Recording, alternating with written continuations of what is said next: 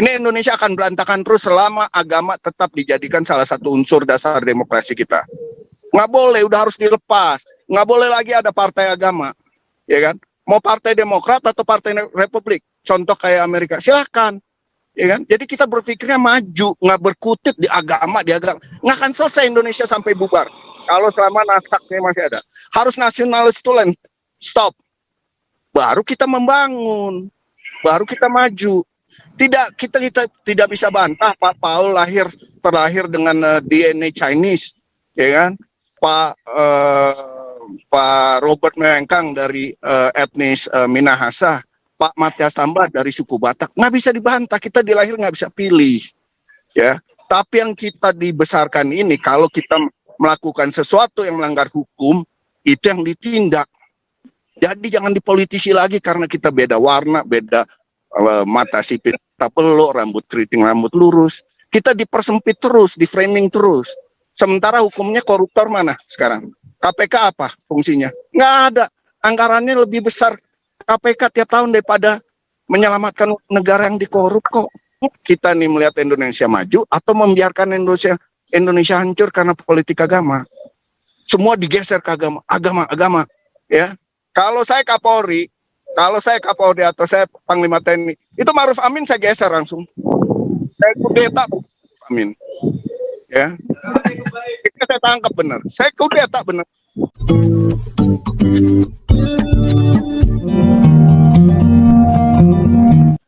Saya sambil nunggu teman. Oke. Ya, saya meluruskan. Silakan, ini Pak, ya, teman-teman. Saya meluruskan teman-teman. Ini yang istilah pribumi, saya nggak setuju. Itu yang sebut pribumi itu dari mana? Siapa? Siapa itu pribumi asli? Itu Borobudur itu sekian ratus tahun. Terus banyak monumen itu ratusan tahun.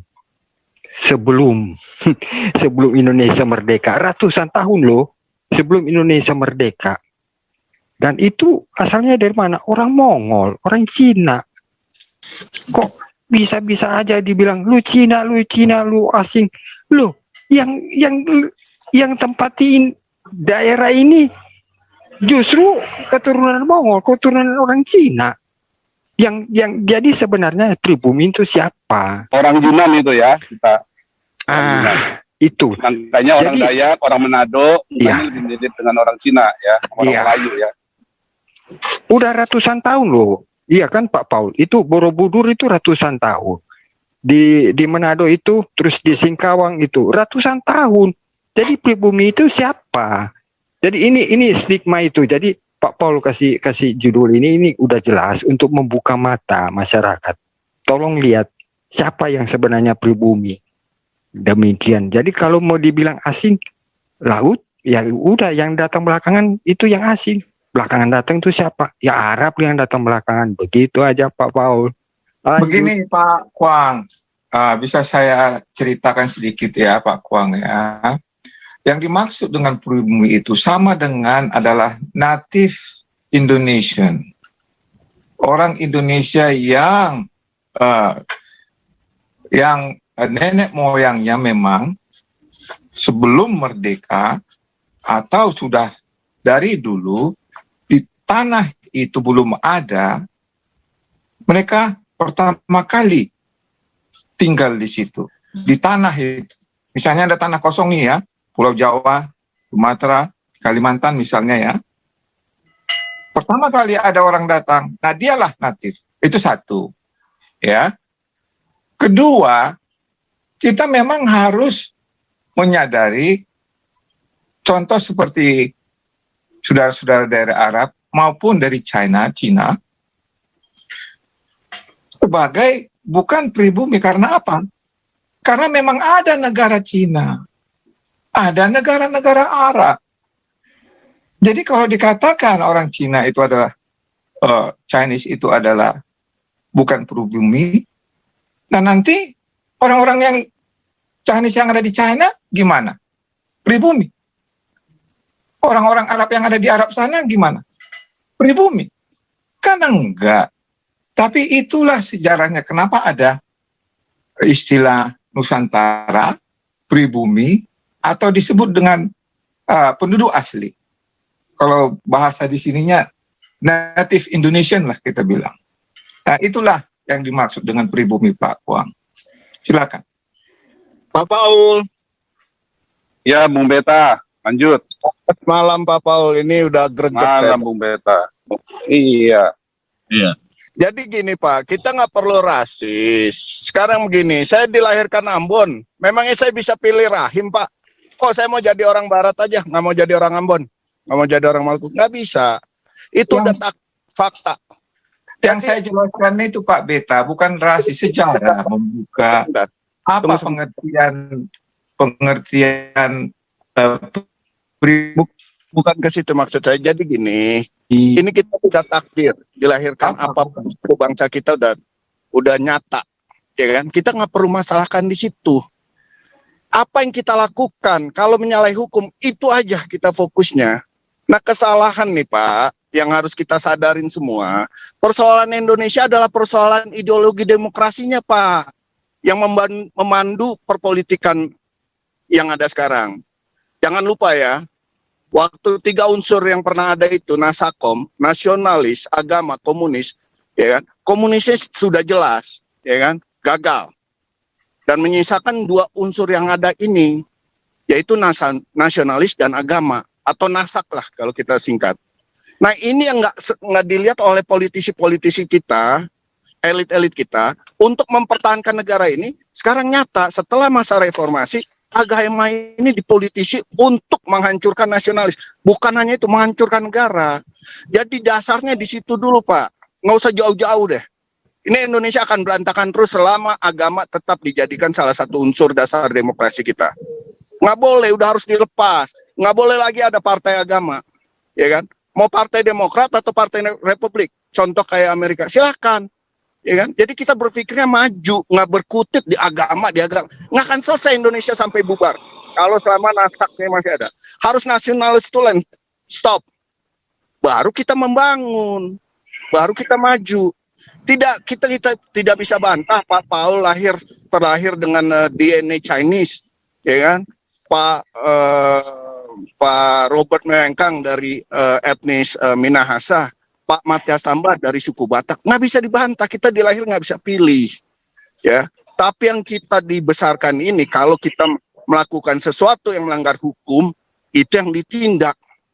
Jadi jangan dipolitisi lagi karena kita beda warna, beda mata sipit, tak peluk, rambut keriting, rambut lurus. Kita dipersempit terus, di framing terus.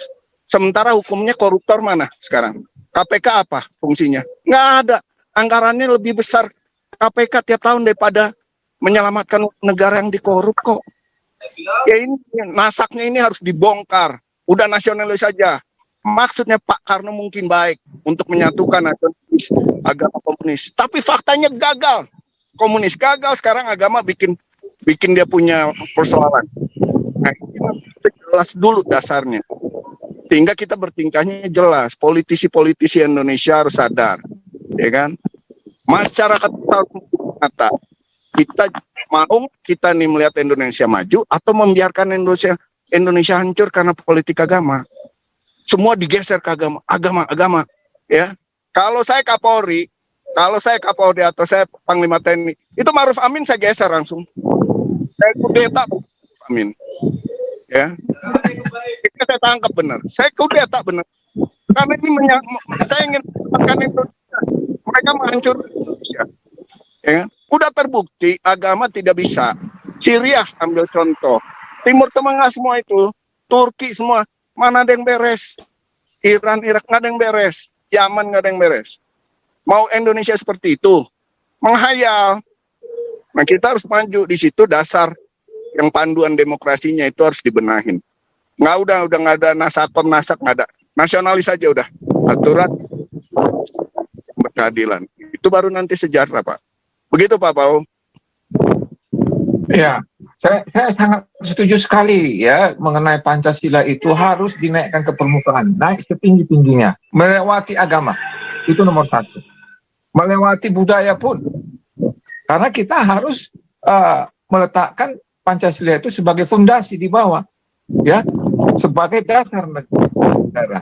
Nah, Tetapi kalau embel-embel mengenai rasis agama asal usul itu nggak ada, cuma pengetahuan supaya kita mengerti, oh kita ini adalah berasal dari sana, tetapi kesatuan yang ada di dalam Pancasila itu harus di atas segala-galanya. Nah, kalau ada yang rasis, ya itu sudah melawan hukum. Nah, makanya saya selalu mengatakan itu yang namanya agama pasal 29 bukan dihilangkan, dirubah. Supaya apa? Kalau ada orang ribut-ribut, bukan ribut-ribut, ya maksud saya berdiskusi dimanapun, ya, apalagi di media sosial, lalu berargumentasi keras, nggak apa-apa. Kecuali kalau sudah main adu jotos, mengancam dengan kata-kata mengancam atau membunuh atau membakar, nah itu baru bisa ditangkap dengan pasal-pasal yang ada berlaku sekarang. Nggak usah pakai pasal-pasal agama sekarang, penistaan lah apa, ya merepot-repotin. Jadi bikin sakit hati anak bangsa dimanapun berada, ya. Nah itulah maksud saya Pak Beta dan teman-teman sekalian. Terima kasih Pak.